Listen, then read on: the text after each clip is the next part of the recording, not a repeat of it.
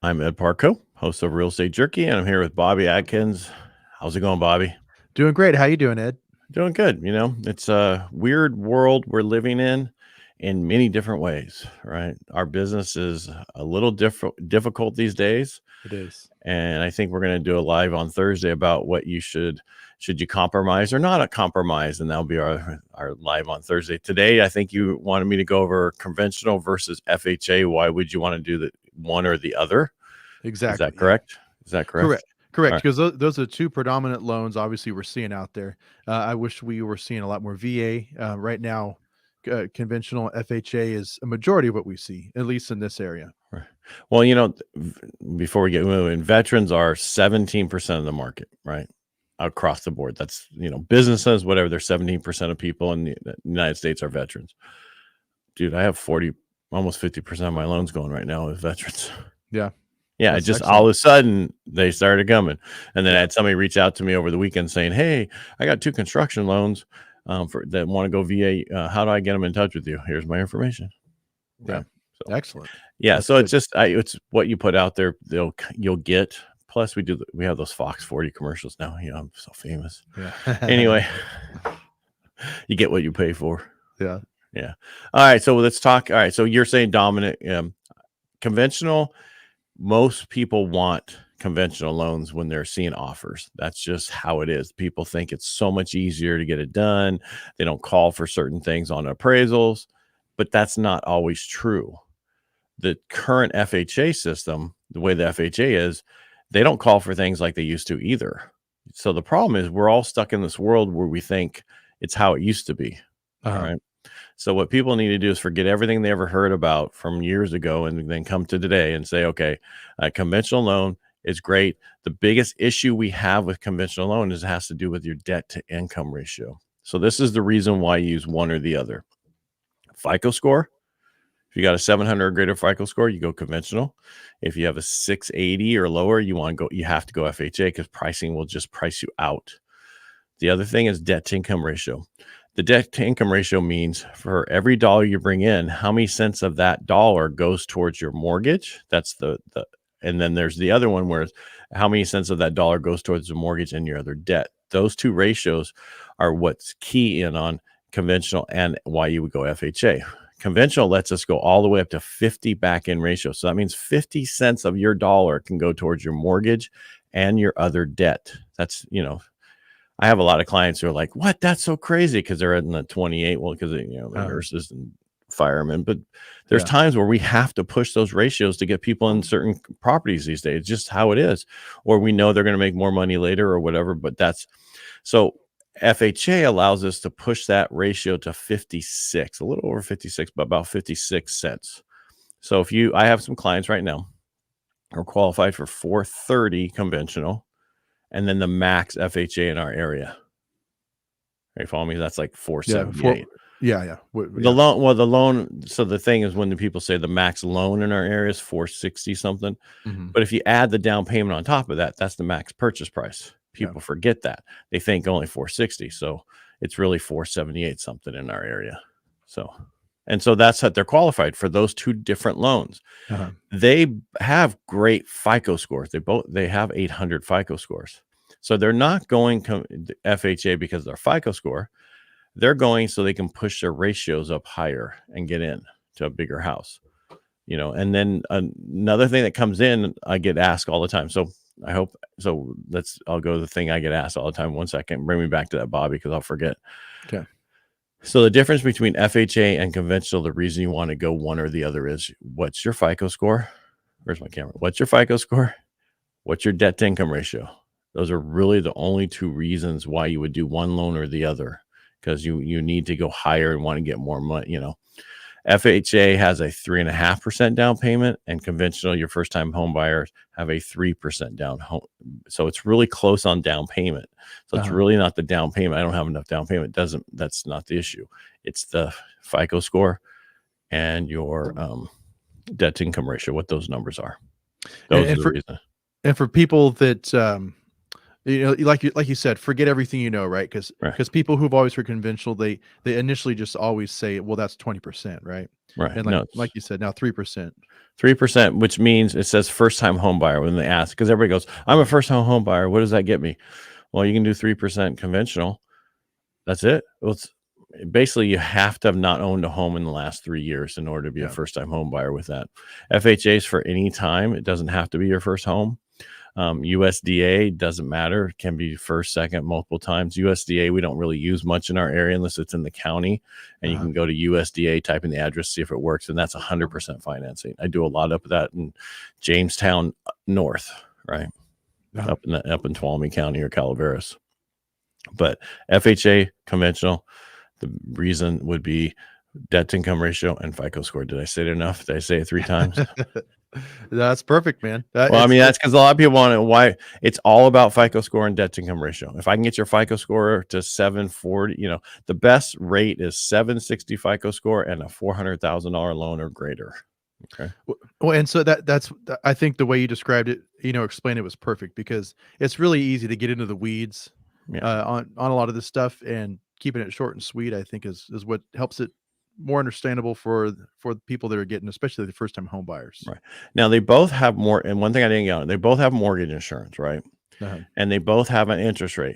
The conventional interest rate will always be higher than FHA. FHA, I say, is subsidized by the government. So say you have a 740 FICO score and you have the conventional rate and you look at the FHA rate. The FHA rate, here's my camera. FHA rate is actually going to be lower, but if you look at your overall payment, it's going to be very close to the conventional payment. And the reason is because the conventional mortgage insurance is going to be a lot less. It can be a factor of like 0.26, 0.13, where FHA is 0.85. And so that's going to be a couple $100 a month, Yeah. where the other one's $100 or less. So, but you have to, what I do, that's my job. That's any loan person's job, is to run the different scenarios, see what works best for you, and find out what is the best payment for long term. Because the one other issue with FHA with the mortgage insurance is that mortgage insurance stays on there forever, where conventional can come off after 2 years. So, or you can refinance either one of them, but if you don't refinance, the FHA will never go away. If you never refinance the conventional, it'll go away once you hit to 78%. So that's what I was going to ask, because I know with FHA, once you hit 78%, I think you have to request it to come off, right? FHA never comes off anymore. Never comes off. Never. Oh. Unless you do 10% down, right? A bigger down payment, 90% LTV or less, then it'll stay on for 11 years and then come off. Okay. But conventional, so FHA is forever, and conventional is minimum 2 years. And you can request to remove the mortgage insurance once you hit 80% LTV. The reason I say you can request, because they don't have to, but once it hits 78% loan to value, then they have to take it off. And what I mean by that is, if you bought your house for $100,000, right, it goes off of what you paid for the house at the time. Mm-hmm. Not what your house appreciates, but what you pay for the house at the time. That paying down that principal to the 80% LTV or the 78 LTV, okay, has nothing to do with appreciation.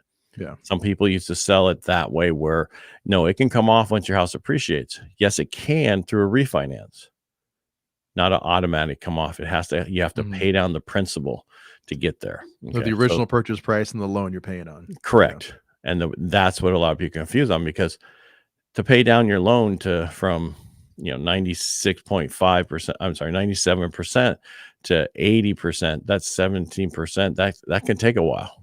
Yeah. That could take a few years. Absolutely. So, yeah. So you just have to look at the scenarios, which is the best one for you.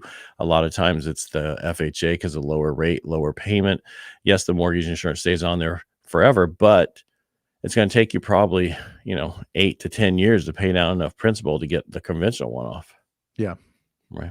Like you said, you can refinance out of that, right? Right. But and I would normally say in the really low rates, but our rates have went up, but they're still, FHA is still in the low threes, which is still a great, amazing rates, and conventional is getting closer to the 4% or right around there, And I'm just quoting what Fannie and Freddie are saying. I'm not quoting Yeah. rates. So I don't want to see the emails or Yeah. DRE going, you quoting rates and you didn't do an APR. Yeah.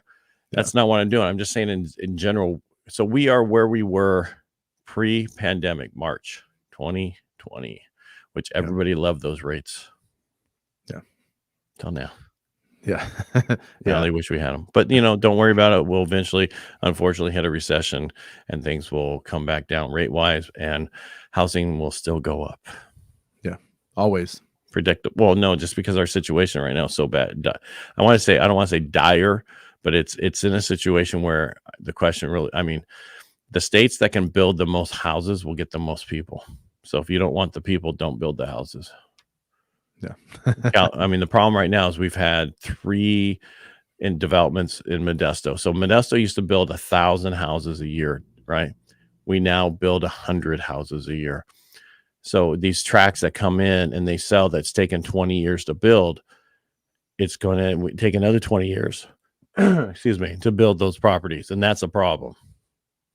We need to fast track, and we need to be like Louisiana, some of these other states that take 6 months or less. Well, we say, and even then, the developments that they're working on, obviously, the supply chain shortage has really slowed them down. Right. And then the other problem is they have all these housing tracts that are built to rent only. They're building the whole tracts to rent, not to sell. That's such a new concept. They're taking the builders away from building new homes to sell to build homes to rent. And the whole project is a rental for homes, just like apartment complex, just like those places that are all for rent. The same thing they're doing with single family homes. Which actually, that's something we should talk about maybe next week. I'll find the different places. Because I know that I'm going to see the gentleman because I know one of the people who are financing one of those. So, yeah. Okay. Yeah. Don't worry, dude. We'll have him on, but he won't. Yeah. He'll be on later after the radio. He'll be coming on the radio in a couple weeks, and then he'll be on it live after that. But thank you for telling us, Mr. Owens, Michael. Yeah. If you didn't see the comment. But, I didn't know what you're talking about at first, but I just looked over and saw the comment. Yeah. Okay. Yeah, don't worry, he'll be on. Every person running for Congress, running for state assembly, running for any office will have on the radio. They just need to connect with Marlene, and she'll get them scheduled and get on the radio. But anyway, and then we do the live after that. These are additional lives. These are just to go over programs and different things we run into, and for people to see Bobby's face. Thank you. I appreciate you saying my shows are awesome. I appreciate that. Thank you. But now I'm going to get a big head, so you got to stop. I already got a big head. Anyway, so that's about it. All I wanted to say today. Just kind of go over the difference between FHA and conventional. Bobby brought it up. I thought it was a good idea. Thanks for that idea. And then Thursday, we're going to come back and we're going to talk about what should you compromise in today's market when you're looking for a home. I think a lot of people you're welcome, do too much and want too much on that first house or that house that they're buying. They don't understand certain little things can be fixed after the fact. You shouldn't worry. I look at it like a marriage. There's certain things in your marriage that might not be perfect. In your spouse, everything's never perfect. I mean, my wife is perfect, of course. Oh, of course. Because I'm live. Yeah. I have to say that. She has her moments. I still love her. She still loves me. So what the heck? She puts up with me. So that's the thing. We'll go over that and what you should look for and maybe not worry about. And we'll have that on Thursday. So if you guys are around, please tune in. We'll have it about 9:45, 10, it could be 9:30. No, we'll have that one. I'll be at 9:30 on Thursday. Because we have everything in place. Yeah. And so today, I thank you for letting me ramble on, and I appreciate it. And Bobby, thanks for being here. And if you like what we do here, just, let us know and do a hashtag replay if you watch it after the fact. Thank you. Thank you again, Ed. I appreciate your time. Oh, this is what I love doing, talking.